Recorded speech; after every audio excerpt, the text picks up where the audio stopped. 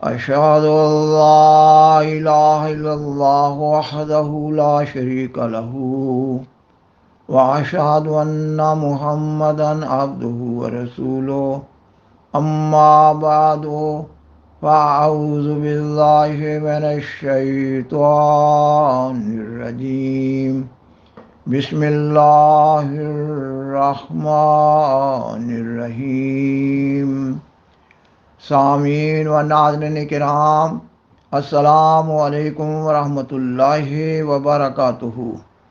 اس سے قبل گزشتہ 8 پروگرامز میں سیدنا حضرت خلیفۃ المسیح رابع رحمہ اللہ تعالیٰ کی طرف سے جماعت احمدیہ کے مخالفین، معاندین، مکفرین، مکذبین اور ان کے سیاسی و مذہبی سربراہوں آئمت التکفیر کو قرآن مجید کی سورت آل عمران آیت 62 کی تعلیم کی روشنی میں دیے گئے مباہلہ کے کھلا چیلنج کو زیر بحث لایا گیا ہے۔ یہ کہ سیدنا حضرت خلیفۃ المسیح رابع رحمہ اللہ تعالی نے 10 جون 1988 کے خطبہ جمعہ کے ذریعہ مباہلہ کا یہ چیلنج دیا۔ مباہلہ کے چیلنج کا مکمل متن 4 پروگرام میں قسطوار پیش کیا جا چکا ہے۔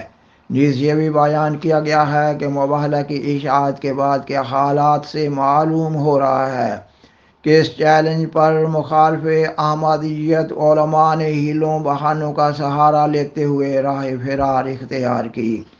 سیدنا حضرت خلیفۃ المسیح رابع رحمہ اللہ تعالی نے 5 اگست 1988 کے خطبہ جمعہ میں مخالف احمدیت علماء کے ہیلے بہانوں پر تبصرہ پیش فرمایا۔ مباہلہ کے سلسلہ میں پیش کیے جانے والے 7ویں پروگرام میں مخالف احمدیت علماء کے ہیلے بہانوں کا ذکر کیا گیا ہے۔ 8ویں پروگرام میں مباہلہ کے چیلنج پر طاہر القادری کے رد عمل کے جواب میں جماعت احمدیہ کے پریس سیکریٹری کا ان کے نام لکھا گیا خط پیش کیا گیا ہے۔ جماعت احمدیہ کے پریس سیکریٹری کے اس خط میں طاہر القادری کے رد عمل کو قرآن مجید اور حدیث کی روشنی میں باطل قرار دیا گیا ہے۔ یہ خط روزنامہ آغاز کراچی 24 اکتوبر 1988 میں شائع ہوا۔ نیز یہ خط افروزہ بدر قادیان 17 نومبر 1988 میں بھی شائع ہوا۔ آج کے پروگرام کے ذریعہ کتاب سلسلہ احمدیہ جلد 4 کے حوالہ سے اس مضمون کو آگے بڑھایا جا رہا ہے۔ اس پروگرام میں مباہلہ کے چیلنج پر جماعت اسلامی کے سربراہ میاں طفیل محمد کے رد عمل کا ذکر کیا جا رہا ہے۔ ان کو مباہلہ کا چیلنج بھجوایا گیا تھا۔ انہوں نے مباہلہ کا چیلنج ملنے پر سیدنا حضرت خلیفۃ المسیح رابع رحمہ اللہ تعالیٰ کو ایک خط لکھا۔ اس خط کے جواب میں جماعت احمدیہ کے پریس سیکریٹری نے انہیں لکھا: جناب میاں طفیل محمد صاحب، آپ کا خط حضرت امام جماعت احمدیہ ایدہ اللہ تعالی کی خدمت اقدس میں موصول ہوا۔ آپ کے خط کے اہم نکات کا جواب اختصار کے ساتھ درج ذیل ہے۔ نمبر 1، آپ نے فرمایا ہے کہ احمدیوں کو قرآن پاک کی اصطلاحیں استعمال کرنے کا کوئی حق نہیں، کیونکہ ہماری پارلیمان، ہماری عدالتیں اور ہمارے علماء و مکفرین سب کے سب مرزا غلام احمد قادیانی اور ان کے پیروکاروں کو خارج از اسلام اور غیر مسلم قرار دے چکے ہیں۔ آپ کی اس تحریر سے صاف ظاہر ہوتا ہے کہ آپ محض ایک دنیا دار آدمی ہیں اور مذہب کو بھی صرف سیاست کے ترازو میں تولنا جانتے ہیں۔ تبھی تو آپ نے خدا اور اس کے رسول صلی اللہ علیہ وسلم کے فیصلوں کو یکسر نظر انداز کر کے پارلیمان کے فیصلے کا حوالہ دیا ہے۔ یہ پارلیمان وہ ہے جس کی اکثریت خود آپ کے نزدیک دینی علم و عمل سے آ رہی تھی۔ آپ نے قرآن کریم، احادیث اور تمام سابقہ ائمہ اسلام سے ہٹ کر یہ عجیب مسلک اختیار کر لیا ہے کہ کسی شخص یا جماعت کے مسلمان ہونے کا فیصلہ خدا اور اس کا رسول صلی اللہ علیہ وسلم نہیں کریں گے۔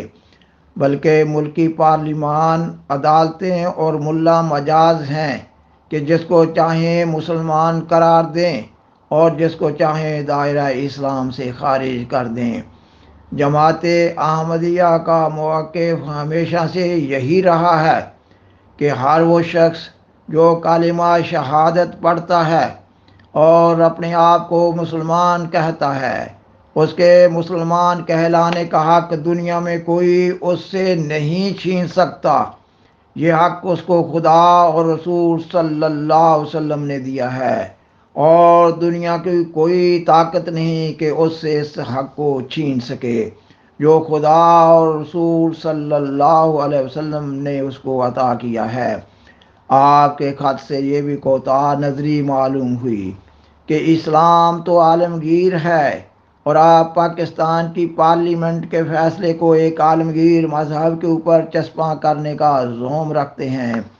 پاکستان کا قانون تو پاکستان کی جغرافیائی حد سے باہر نہیں جاتا، جبکہ اسلام ایک عالمگیر مذہب ہے۔ حضرت صلی اللہ علیہ وسلم رحمت للعالمین ہیں۔ اس لیے پاکستان ہو یا کوئی اور ملک، کسی کے سیاسی فیصلے کا مذہب اسلام پر کوئی اثر نہیں ہو سکتا۔ نمبر 2، آپ نے یہ بھی لکھا ہے کہ ہمارے نزدیک مباہلت و کجا، کسی بحث و تکرار کے لیے آمادگی بھی ارتکاب کفر کے مترادف ہے۔ آپ کی یہ بات بھی قرآن کریم اور سنت رسول صلی اللہ علیہ وسلم کے بالکل برعکس ہے، اور آپ کا موقف یہ بنتا ہے کہ چونکہ آپ کو احمدیت کے جھوٹا ہونے اور اپنے سچا ہونے پر کامل اعتماد ہے، اس لیے کسی مباہلہ کی گنجائش ہی نہیں رہتی۔ آپ نے یہ کتنا خطرناک موقف اختیار کیا ہے، اور حضرت اقدس محمد مصطفیٰ صلی اللہ علیہ وسلم اور قرآن کریم کی ایسی ہتک کی ہے کہ آپ پر کثرت سے استغفار لازم ہے۔ جب حضور اکرم صلی اللہ علیہ وسلم نے نجران کے عیسائیوں کو مباہلہ کی دعوت دی، تو کیا نعوذ باللہ آپ صلی اللہ علیہ وسلم کو ان کے جھوٹا ہونے اور اپنے سچا ہونے میں کسی قسم کا شک تھا؟ کیا رسول اللہ صلی اللہ علیہ وسلم سے بھی بڑھ کر آپ کو اپنی سچائی پر ایمان ہے؟ آپ کی ذہنی الجھنوں اور تضاد پر افسوس ہوتا ہے کہ عالم دین کہلا کر کس قدر دین کی مبادیات سے غافل ہیں۔ آپ کے خط کے دوسرے حصے میں جن الزامات کا ذکر کیا گیا ہے، یہ تو سب وہی الزامات ہیں جو ہمیشہ جماعت پر لگائے جاتے ہیں، اور آپ کی اس قسم کی دل آزاریوں کی وجہ سے ہی تو آپ کو دعوت مباہلہ دی گئی ہے۔ آپ پھر انہی باتوں کو دہرا رہے ہیں۔ حضرت امام جماعت احمدیہ کو ان الزامات کے جھوٹا ہونے پر اتنا یقین ہے کہ لعنت اللہ علی الکاذبین کہا ہے۔ اگر آپ کو ان الزامات کی صداقت پر اتنا ہی یقین ہے، تو پھر لعنت اللہ علی الکاذبین کہنے میں کیا حرج ہے؟ کیا عالم الغیب و شہادہ خدا کو علم نہیں کہ کون سچا ہے اور کون جھوٹا؟ آپ کے لیے تو یہ بہترین موقع ہے کہ آپ حضرت امام جماعت احمدیہ کا یہ چیلنج قبول کر کے عوام الناس کو گمراہی سے بچا لیں۔ ہماری تو سمجھ میں یہ بات نہیں آتی کہ آخر آپ فیصلہ خدا تعالیٰ کی عدالت میں لے جانے سے ہچکچاہٹ کیوں ظاہر کر رہے ہیں؟ سامعین و ناظرین کرام، جماعت احمدیہ کے پریس سیکریٹری کے مذکورہ خط سے بخوبی معلوم ہو رہا ہے کہ جماعت اسلامی کے سربراہ میاں طفیل محمد نے سیدنا حضرت خلیفۃ المسیح رابع رحم اللہ تعالیٰ کے مباہلہ کے چیلنج کو قبول کرنے سے راہ فرار اختیار کی، اور ایسے ہیلے بہانوں سے کام لیا جن کا ایک عالم دین کہلانے والے سے تصور بھی نہیں کیا جا سکتا۔ وہ اپنے ان مذمومہ ہیلوں بہانوں کے جواز میں پاکستان کی پارلیمان کے فیصلے کو بنیاد ٹھہرا رہے ہیں، جبکہ حقیقت یہ ہے کہ مذہب اللہ تعالیٰ کی طرف سے ہوتا ہے، اور مذہب کا معاملہ اللہ تعالیٰ اور اس کے بندوں کے درمیان ایک معاہدہ ہوتا ہے۔ اللہ تعالیٰ نے کسی بندے یا کسی جماعت کو یہ حق نہیں دیا کہ وہ کسی دوسرے بندے یا کسی دوسری جماعت کے مذہب کا فیصلہ کرے۔